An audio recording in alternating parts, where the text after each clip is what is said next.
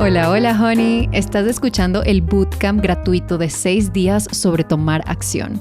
Tus hosts somos yo, Dani Schultz, experta en estrategia digital y fundadora de Dani Schultz Inc., y mi papá, Santiago García, experto en negocios y CFO de mi empresa. Bienvenidos al segundo día, honeys. Hoy vamos a hablar de un tema que a mí me fascina, que es acerca de cómo tomar mejores decisiones. Nos pasa muchísimo que cuando nos estamos lanzando algo nuevo, básicamente queremos tener una bolita mágica que te diga cómo van a salir las cosas, qué tan bueno va a ser tu riesgo, qué tan poca plata vas a perder, si va a valer la pena o no va a valer la pena. Y la cosa con las decisiones y lanzarte y hacer cosas que están fuera de tu zona de confort es que no tienes esa bolita mágica.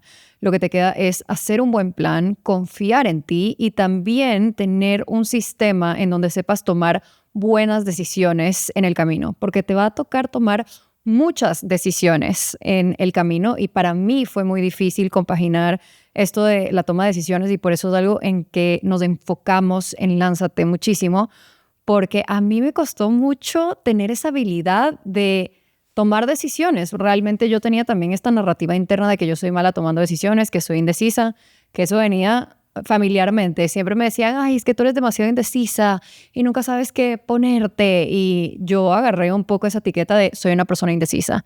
Y al momento que me estaba lanzando, al momento que estaba creando mi empresa, esa etiqueta no me sirvió de nada. Lo que tenía que hacer es yo reprogramar lo que tenía como la computadora de mi cerebro de decir, no, sí soy buena tomando decisiones, porque al final tú te conviertes bueno tomando decisiones a medida que vas repitiendo tomar decisiones difíciles. Entonces, creo que toda decisión tiene su ganancia y tiene su pérdida.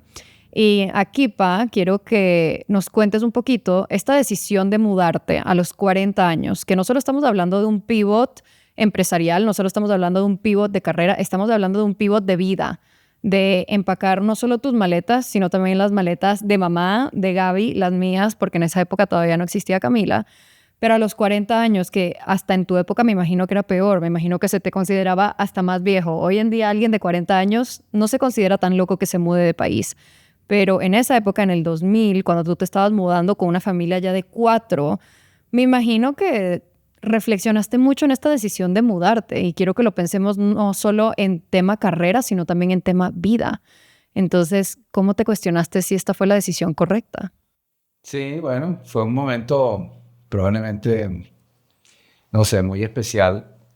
Eh, y yo creo que, como tú decías, ¿no? Tomar decisiones yo lo veo que es como un músculo, es como cualquier habilidad, es una cosa que se desarrolla y somos mejores tomando decisiones en la medida que tomamos más decisiones y nos atrevemos. Porque como tú muchas veces dices, no tomar una decisión también es una decisión, ¿no? Entonces yo creo que hay muchas formas o muchos enfoques para tomar decisiones. Yo creo que es muy importante tener opciones. Es como decir escenario A, escenario B, escenario C, porque te permite ver ventajas y desventajas. Yo utilizo mucho, y lo hemos conversado varias veces, el ponerme en el peor escenario, que es lo peor que pudiera pasar, que me ha enseñado mucho. Bueno, lo aprendí en lo que comentamos en la vez que estuve en el episodio con la muerte de mi socio, que digo, la mayoría de nuestras decisiones no implican la vida humana, ¿no? Entonces, es como que hasta el mayor riesgo es algo que seguramente cualquiera de nosotros, con mayor o menor dificultad, pero lo vas a poder enfrentar, ¿no? A mí me ha servido mucho eso después de que Jorge falleció, de que cuando estoy ante una decisión que me parece sumamente riesgoso, digo, bueno, a ver, realmente, ¿qué es lo peor que puede pasar? Y en la mayoría de las ocasiones veo que ese peor escenario es algo que probablemente con dolor, con sufrimiento, pero que lo podría manejar, ¿no? Entonces, mudarnos de país en ese momento, otro ejercicio que tú haces es, y creo que hablaremos un poco en el episodio, es ¿qué es lo mejor que va a ser para mi yo dentro de 10 años? Yo en ese momento, bueno, yo creo que una vez que me casé con mamá y que por supuesto las tuvimos a ustedes, yo en vez de pensar en mi yo futuro, pensaba en el futuro de ustedes, ¿verdad? Una de las cosas que me ayudó más a tomar a mí esa decisión es que al final de todo creía que ustedes iban a poder tener unas mejores perspectivas de futuro y de vida con ese movimiento, con ese pivot que en el momento parecía loco y de hecho todos nuestros amigos nos decían que estábamos locos, pero yo veía como una posibilidad de darle un futuro mayor. Y sí, fueron varios factores en cuenta. Había el plano profesional o empresarial donde yo salía de mi zona de confort, pero yo como ya de alguna manera había hecho esto, había emprendido, no sentía tanto temor de lanzarme un nuevo proyecto profesionalmente y me sentía con la capacidad, no solo la mía, sino las personas que me acompañaban, porque no era una aventura sola, de que lo íbamos a poder manejar. Pero el tema de cambio de país traía una cantidad de cosas de salir de la zona de confort. Los amigos, los panas, como dicen, es una gran ventaja que se pierde. Yo lo veo hoy día cuando estás en un país donde no está la gente que fue al colegio contigo o a la universidad, que son como ese núcleo duro a los que puedes volver a la hora de cualquier cosa, incluso en temas profesionales, ¿no? No tienes a tus padres, entonces, por ejemplo, no había quien nos ayudara a mamá y a mí con el cuidado de dos niñas pequeñas en ese momento, ¿no? Que trajo sus cosas buenas porque al final yo siento que nos unió más como familia, éramos como nosotros cuatro y después con Camila Cisco contra el mundo, ¿no? Total. Entonces, había esa dificultad. Yo no, por la parte social, cuando hacía el análisis decía, bueno, yo por lo menos tengo en Quito dos grandes amigos de la universidad, eso fue una tremenda ventaja. Y bueno, encima tu mamá tiene una facilidad para hacer relaciones, o sea, si te paras al lado de Karen, de mi esposa, de la mamá de Dani, en 5 minutos ya conoce toda tu vida, ¿no? Entonces, por ese lado, tampoco sentí como, o sea, cuando hacíamos el escenario, ¿no? Yo veía que Venezuela venía un frenazo económico, pero como toda economía latina, cuando entramos a una época de elección en los negocios tradicionales. Hoy el mundo es un poco más digital como el tuyo y no depende de un solo país. Pero un negocio tradicional que está anclado a un país, cuando viene la época electoral, entonces empieza como un poco el sentido de pánico, de parálisis. Las empresas no invierten esperando a ver cuál va a ser el nuevo rumbo. Entonces sí había un tema económico de por medio, pero yo decía, bueno, yo lo económico hasta ahora siempre lo he podido manejar. A mí me preocupaba más el tema de la inseguridad física, que en ese momento en Venezuela era un tema pues muy candente, por decirlo de alguna manera, ¿no? Entonces cuando yo mezclaba todo ese cóctel y decía, bueno, yo me puedo quedar en Venezuela, seguir con mi empresa de software y sé que lo vamos a hacer bien y tengo todas estas ventajas, y veía por el otro lado el mudarme a Ecuador, el comenzar un negocio totalmente diferente y desconocido para mí y una soledad prácticamente absoluta desde el punto de vista familiar, probablemente el escenario era como más negro viniéndonos para acá, pero yo veía como un futuro probablemente mejor para ustedes. Entonces yo pensé más en las oportunidades futuras que en la situación particular. Es que en vez de pensar en mi yo dentro de 10 años, pensaba en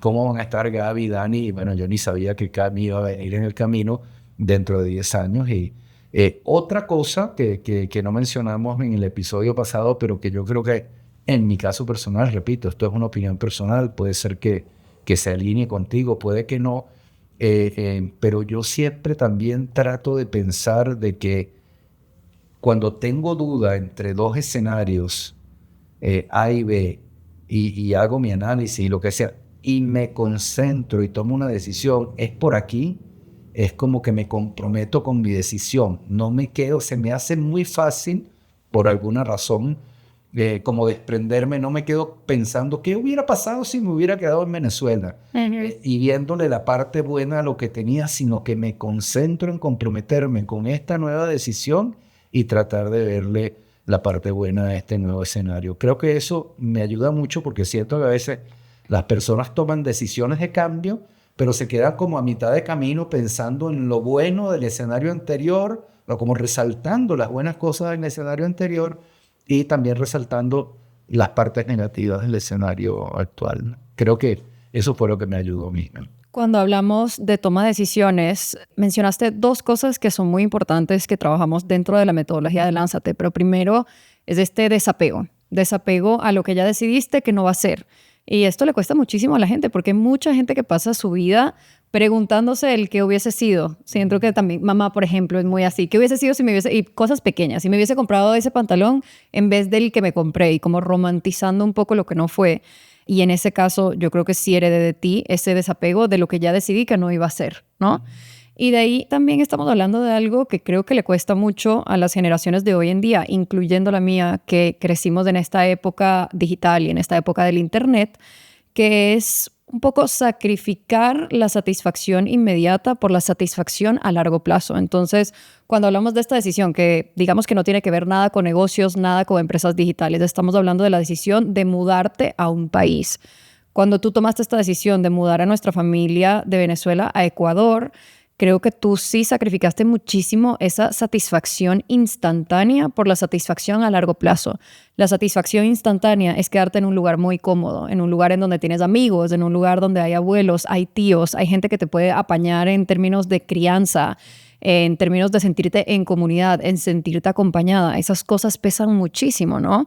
Pero esa satisfacción es inmediata, porque cuando piensas en la satisfacción que te va a dar quedarte en el mismo lugar, que ese también es una decisión, piensas en todas las cosas que podrían haber pasado y hoy en día viendo hacia atrás, yo digo, qué bueno porque al final las cosas en Venezuela hasta el día de hoy no mejoran, ¿no?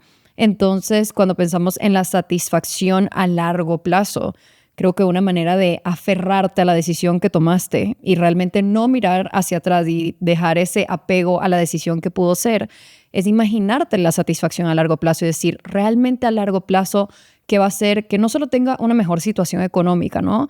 Pero también que tenga más felicidad, más tranquilidad. Yo creo que al final del día, cuando tomamos decisiones, lo que estamos buscando es la decisión que nos trae más paz.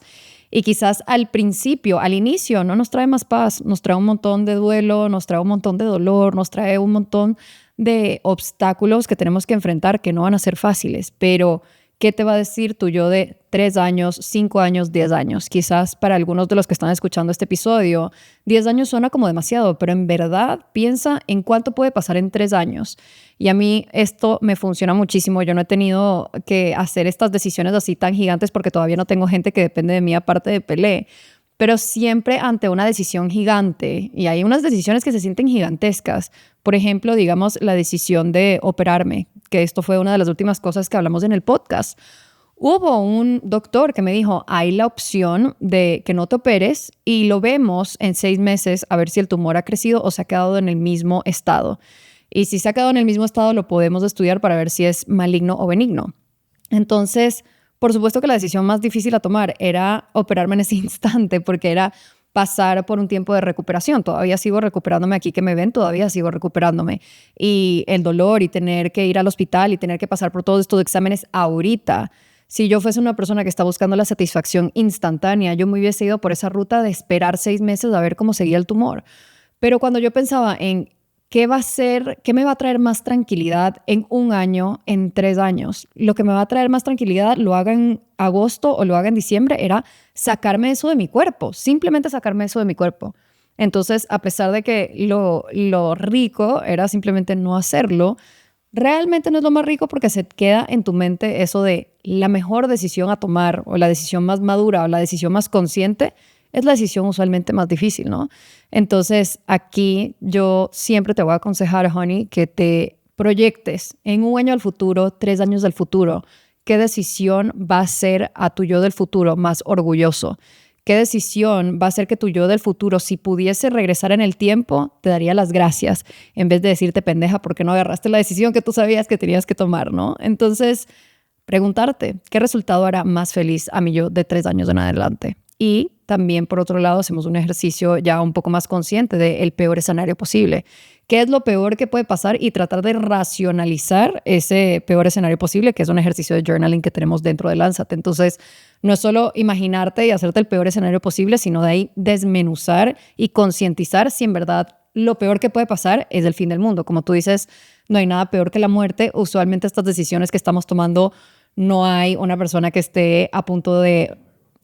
no hay una vida en juego, exacto. Tú decías como, hay esta frase que tú dices en Lánzate que es, ninguno está en la primera línea de batalla. ¿Cómo es?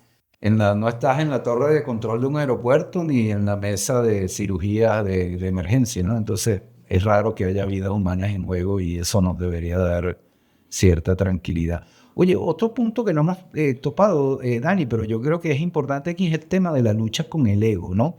Muchas veces estas decisiones vienen acompañadas, salir de la zona del confort, es un poco luchar con tu ego, ¿no? Yo recuerdo cuando fundé la compañía de software, una conversación que tuve con un amigo que más o menos en el mismo momento también venía del mundo corporativo y era un gerente igual que yo y hizo su empresa, ¿no?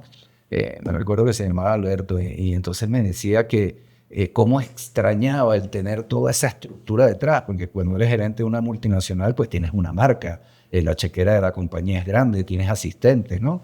Y yo me recuerdo que yo le decía, oye, yo estoy igual, yo durante ciertas horas del día visito clientes, otras horas del día dirijo a los ingenieros, pero si hay que ir a llevar la factura y a cobrar, me toca a mí, yo soy el cobrador. O sea, después de haber sido un gerente, ¿no? Es igual cuando te cambias de un país, de estar en un café de repente y a cada rato saludar a alguien, hey, ¿cómo estás, fulanita, fulanito? Y llegas a un sitio donde nadie te conoce, ¿no? Y creo que eso también a veces nos frena, ¿no? Sobre todo los que hoy día a lo mejor son empleadas, empleados, y quieren hacer un emprendimiento y es como pasan el ser alguien muy bueno en algo a ser un aprendiz, por muy bueno que sea, empiezas a dar los primeros pasos, ¿no? Y nos puede dar vergüenza, creo que eso es algo importante con lo que hay que luchar, pero yo creo que con esa convicción, como tú decías, de pensar no en la satisfacción inmediata, sino ¿qué va a pasar dentro de 5, dentro de 10 años, dentro de 3 años? Seguramente voy a estar más a gusto teniendo mi propio negocio que siendo parte de una organización, si ese es el caso. Esto no aplica para todo el mundo. Bueno, creo que eso tiene que ver un montón con los ejercicios que tú das en las clases de Lánzate en general, pero creo que sí se toca mucho el tema de la flexibilidad en cuanto a toma de decisiones. Entonces, ¿qué tan importante sería el tema flexible? ¿Qué significa ser flexible con tus decisiones? Porque creo que también se espera, y viniendo del ego y también del orgullo, se espera que dentro de una decisión no haya flexibilidad. Ya tomaste esa decisión y ya fue. Pero lo que dices acerca de los emprendedores es súper importante. Yo sé que lo mencionas en Lánzate, pero hablemoslo aquí por encima. Sí, yo creo que, como siempre, el mundo no es blanco y negro, hay un montón de grises y ser flexible significa estar abierto a múltiples opciones, ¿no?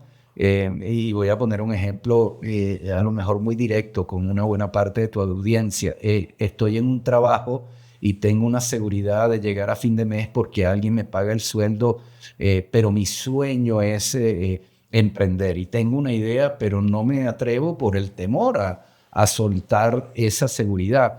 Entonces sí, hay gente que a lo mejor quema las naves y se lanza sabiendo que puede fracasar, pero a lo mejor hay otras personas que se les hace más fácil, oye, sigo en mi trabajo, pero voy a empezar a hacer una prueba de mi emprendimiento y a tratar de llevar las dos cosas en paralelo mientras se pueda. Y eso me puede permitir a lo mejor darme cuenta que mejor me quedo en mi trabajo porque este emprendimiento no funcionaba, o a decir, oye, ahora ya me siento seguro, dejo mi trabajo, ¿no?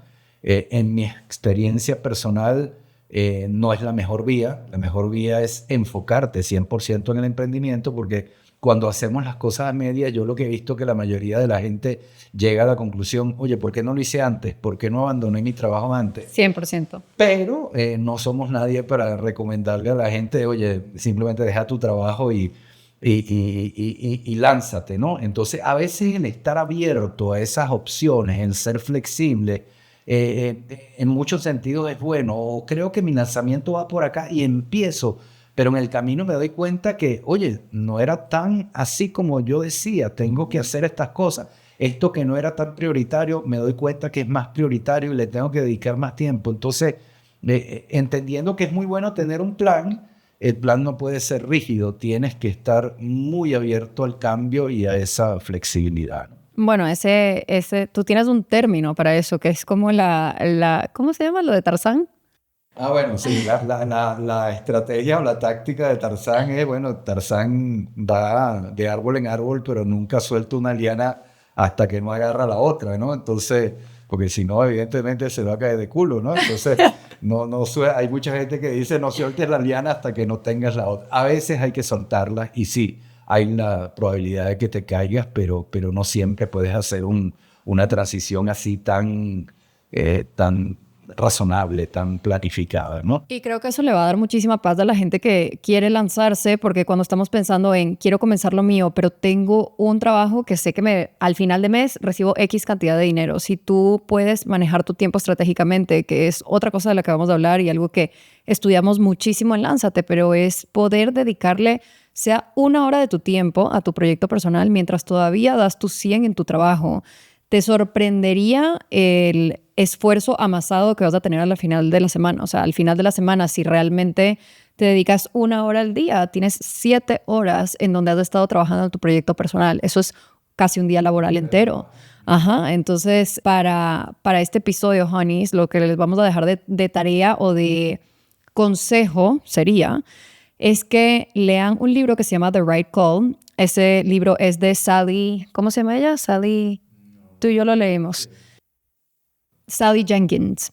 Ella es una periodista deportiva y ella habla de cómo los atletas de muy alto rango toman decisiones. Ellos están tomando decisiones en los momentos más estresantes de su vida. A quién pasarle la bola, qué tan rápido tienen que ir en esta carrera, ¿no? Entonces se mete en el cerebro de los atletas para entender la manera en que ellos toman decisiones bajo muchísima presión. Y algo que a mí me queda de este libro es que tomar decisiones no es algo con lo que naces, no es algo que eres bueno o malo y es que hay personas que son más desapegadas o mejores que tú. No, se trata de que hay personas que han trabajado este músculo. Cuando hablamos de tomar una decisión es una destreza, es una habilidad que tú vas practicando. Entonces, si en este momento tienes ese diálogo interno de soy malo tomando decisiones, no significa realmente que esa sea la realidad, sino que no has practicado ese músculo de tomar decisiones. Cuando yo me repetía estas cosas, las decisiones que había tomado en ese momento eran decisiones muy simples, ¿no? Eran obviamente soy indecisa de qué me voy a poner en la mañana, pero al momento de cambiarme de carrera, la verdad es que esa decisión se me hizo bastante fácil. ¿Por qué? Porque yo sabía dentro de mi corazón realmente lo que quería. Entonces, aquí quiero que en el post del martes, que se trata de cómo tomar decisiones, si te quieres ganar la beca de Lánzate, nos comentes en este post cuál ha sido una decisión que has tomado que ha sido muy difícil, pero con el tiempo te diste cuenta que era la decisión adecuada para ti, que era la decisión que más se alineaba. Porque yo sí creo que no hay buenas o malas decisiones, no hay decisiones correctas o incorrectas. Hay decisiones que se alinean más a tu plan de vida. Y ese plan de vida lo tienes que tener un poco claro para saber qué decisiones tomar, pero ese plan de vida va a consistir de pequeñas decisiones que tomas día a día. Entonces, ¿cuál fue una decisión difícil que tomaste o una decisión que tú te diste cuenta que tuvo un impacto gigante en tu vida? Así que estoy muy emocionada de la clase de cómo tomar decisiones de Lánzate, porque cualquier persona que se está lanzando debe saber y debe confiar en su habilidad de tomar decisiones, y eso es un músculo que se practica, pero también hay teorías y ejercicios que puedes hacer hoy que te van a ayudar a ser un mejor tomador de decisiones. Así es, sí. De hecho, hay gente que dice que al final somos la suma de las decisiones que vamos tomando en la vida, y es verdad, ¿no? Sí, estoy de acuerdo con eso. Nuestras decisiones nos forman no solo como profesional, sino como persona. Las decisiones más importantes como, oye, ¿quién es mi pareja? Esa es una decisión trascendental que te puede cambiar la vida para bien o para mal. Heavy. ¿De dónde vivo? ¿Qué estudio? ¿Quiénes son mis amigos? ¿Quién es mi círculo cero? Son decisiones, al final. Sí. Entonces, sí es algo que hay que desarrollar, ¿sí? Se ejercita y muchas veces tomamos malas decisiones, sin lugar a dudas. Todos nos equivocamos, pero se aprende. Se aprende. Sí, el failing upwards, del que hablamos en el programa, el ejercicio que hacemos de failing upwards. Pero bueno, eso queda para otro día, honeys. Mañana vamos a hablar de enfoque, así que nos vemos la próxima. Besitos en la frente. Bye, bye.